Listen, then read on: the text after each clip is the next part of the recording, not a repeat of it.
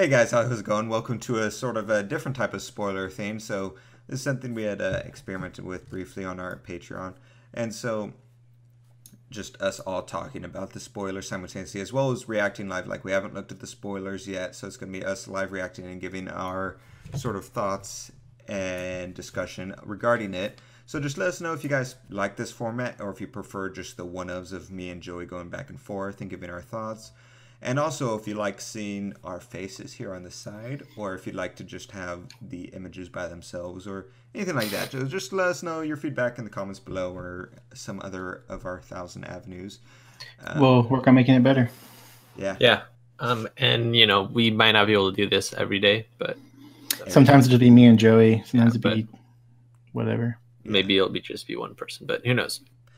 But yeah, so we'll go ahead and get into it. Like I said, we haven't looked at these, so who's you want to tell us our first victim, Oscar? First card? Yep. It's still opening. Sorry, I had Premiere open as well. How do you say it's Piale? Piale L, as I assume. The Flaming Fist. She's a 2-cost 5/5. Resonator Dragonoid. Says when this card enters your field, put 2 strength counters on your J ruler. Remove a strength counter from your J ruler. This card gains +2/+2 until end of turn. Play this ability up to 2 times per turn. Ooh. She also has an Awakening for 2 red and a Void. When this card enters the field, search your deck for a card named Piggy, Hoel's greatest hero pig, and put it into the field and shuffle your deck. I love it. And the flavor is, you haven't gotten weaker, have you, Kirik? And that's cool because this is the draft ruler, so I wonder if there's a conflict happening between them two.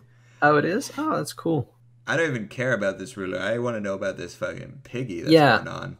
She seems good. No, I don't think so. What? Because she's like a 9/9. She's like 9/9 sometimes, and she loses so that much strength counters. She loses that ability with the new yellow cards that just came out, so it doesn't even matter. No one runs that. But you can no. She doesn't lose the ability anyways, so you can activate it in response, so it doesn't matter. But I'm just saying, she should be a 7/7 passively because she's a 2-cost, and so the first strength counter gone. So removing a strength counter to make her a 9/9, it's decent. But I feel like there's better things to be using those strength counters for, outside of just buffing a random rezo. She's like a 2-cost 9/9. The thing that might make her good is the Awakening. We'll have to see, but I'm not. So somebody brought up a good point though. Like with 500 defense, she needs to get hit by True Blade. Yeah. Okay, and then in response, you sack a strength counter, and she survives it. She gets killed by True Blade. She gets killed by Lightning Strike. I mean, then they'll just Remnant True Blade when you're done buffing her to the max. Well, you only have to buff her once to get out of because it deals 500 damage, right? Right. So okay, 500 hits. You buff it to the 9/9. They go, okay, cool, I'm gonna Remnant and hit her again. Okay, so True Blade kills stuff with 1,000 defense. If it was 700, it wouldn't matter anyways. Yeah. Like, yeah, you can remove her by any removal stuff, but she can dodge True Blade. She can dodge the ability reduction. Like she's a 2-drop, like getting in for 9 damage. Like because you're like you have so many strength counters, you don't really care. Like, dude, I think she's really good. If she had swiftness, she'd be absolutely broken. But I just feel like Kirik works better burning rather than trying to buff resonators. The last little bit I would say is I feel for being an SR, she should be better. Yeah, for an SR, yeah. I feel like she can get in for a ton of damage. Like, there's no other resonators that have that kind of power. If it was putting more strength counters on your ruler rather than just 2, or if it was like a +3/+3 buff or something like that, then I think it's better. But I think as of now, it feels too much on the vanilla side to me.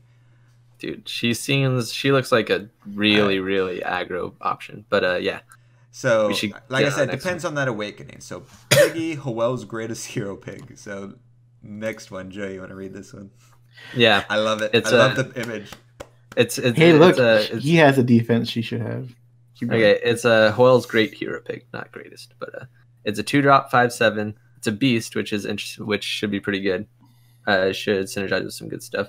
When this card enters the field, put 2 strength counters on your J ruler. Remove 2 strength counters from your J ruler. Target resonator gains swiftness until end of turn. Remove 2 strength counters from your J ruler. Target resonator gains flying until end of turn. Now this is a good 2-cost drop. They're This both is good way 2-drop cards. It's way better than her. I don't know if it's it's way better. It has the 700 defense, like Oscar said, that she should have. It has the same, putting 2 strength counters on your ruler, except he's way more versatile. You're not putting it all on him. He helps himself or other resonators around him. Mm-hmm. Swiftness and or flying inside of a red deck is really strong.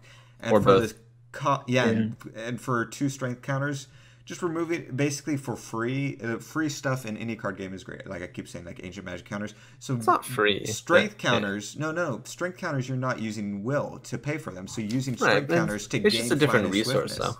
It's just but it's a much more bountiful resource that you're able to passively gain without spending will by tapping your ruler.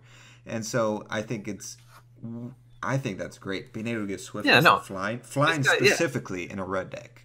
I completely agree. This guy's super good. I'm just saying. I don't see why the other guy wasn't also. Hold on, Oscar. I haven't read it yet, so Oscar, you should read the flavor as well.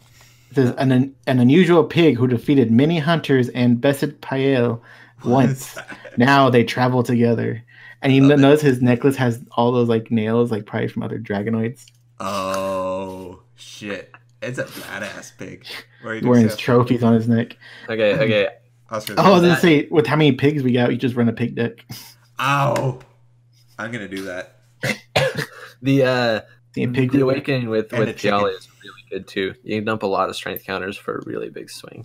Mm-hmm. On like turn 5. Huh. Like that's not even that bad costed because it. And no, you get out of there with that combo. You get out of here.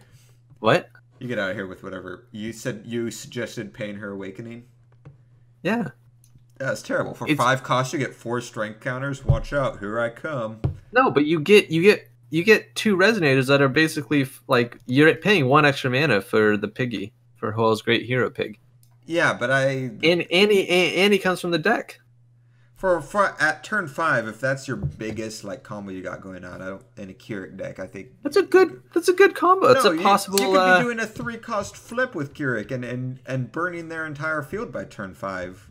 Right, if you need to. But I'm just saying, like that's 14 damage, like in the air with 2 will left over to swiftness your ruler and do something else on top of that with 1 extra will, like lightning striking. That's not bad at all. I'm saying it's her awakening. I'm not a big fan of PL. That's all I'm saying.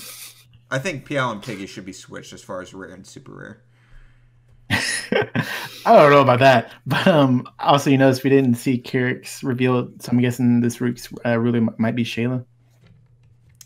Ooh, something just to keep in mind. Hype, Shayla hype. Shayla's gonna be the next big deck. You heard it here. Okay. All right. Next card. I love it. More pigs. Love it. Piggy's Child is a 1-cost 2/4 beast. Real quick before I read what it does. Preface, one of you said Beast was interesting, this and this card.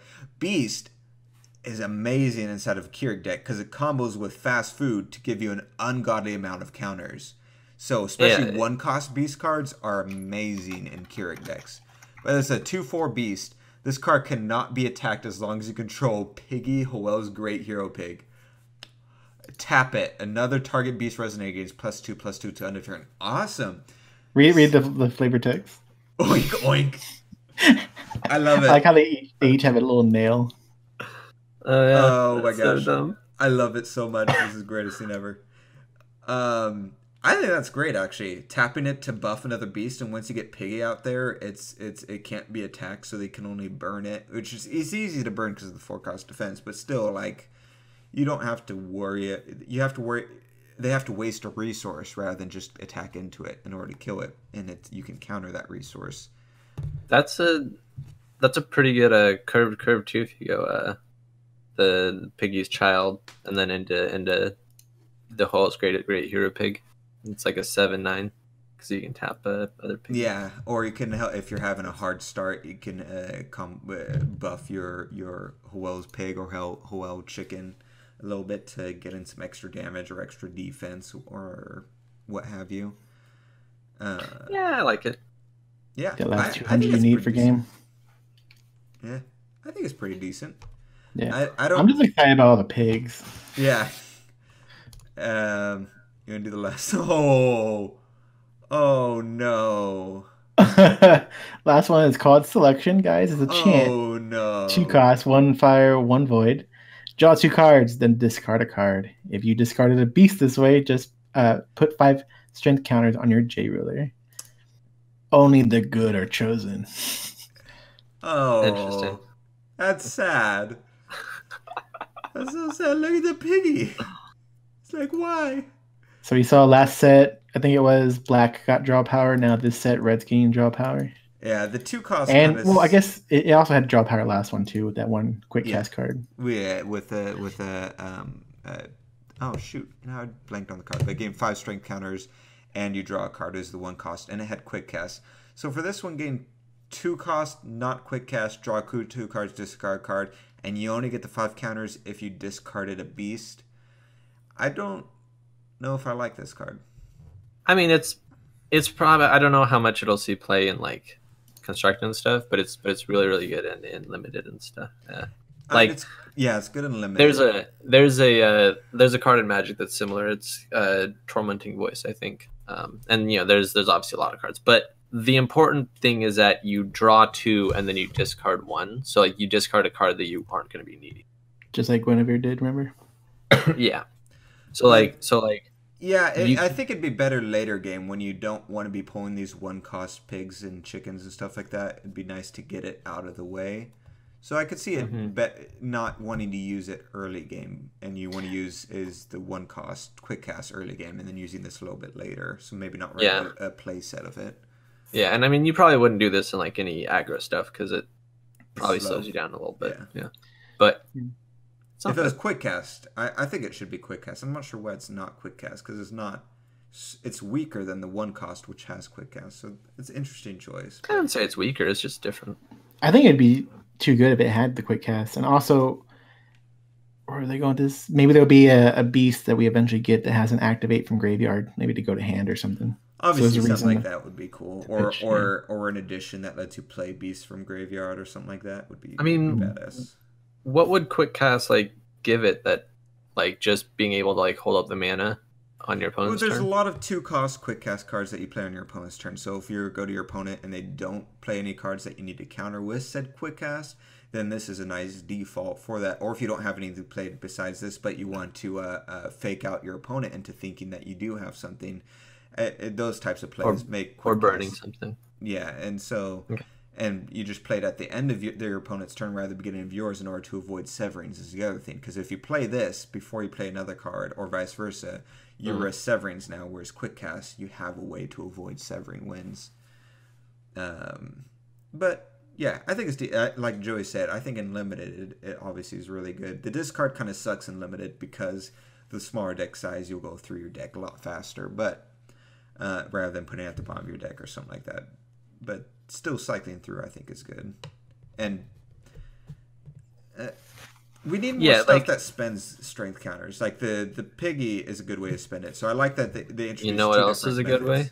PLA, the Flaming Fist. We got a good method and an average, a little bit below average method of spending counters. So I'm glad they're introducing that inside of the limited format. Now all the SRs can be good. That's the problem we saw. She's super good. Oh my gosh, she is. Guys, let us know in the comments why she's so good. She's awesome. Are you team Piggy or team shit card? Just let us know in the comments below. I forgot her name. What is her name? PL. PLA. Hashtag team PL or hashtag team Pig God. I'm really excited about that Piggy. I think that's. By the way, if you go back to her card, you can see the Piggy in the background. Oh yeah, you can. It's like fighting. Like It's hanging onto her tail as she's swinging it. Oh man, I love it. I should probably go get a drink to wash down all this flavor. But yeah, let us know what you guys think of this format. If it's great, if it's shit, somewhere in between. Suggestions you guys have. Your favorite cards from this. Any other closing thoughts, guys? Nope. Thanks for watching, guys. See ya. Yeah, that's a crappy closing thought. Bye.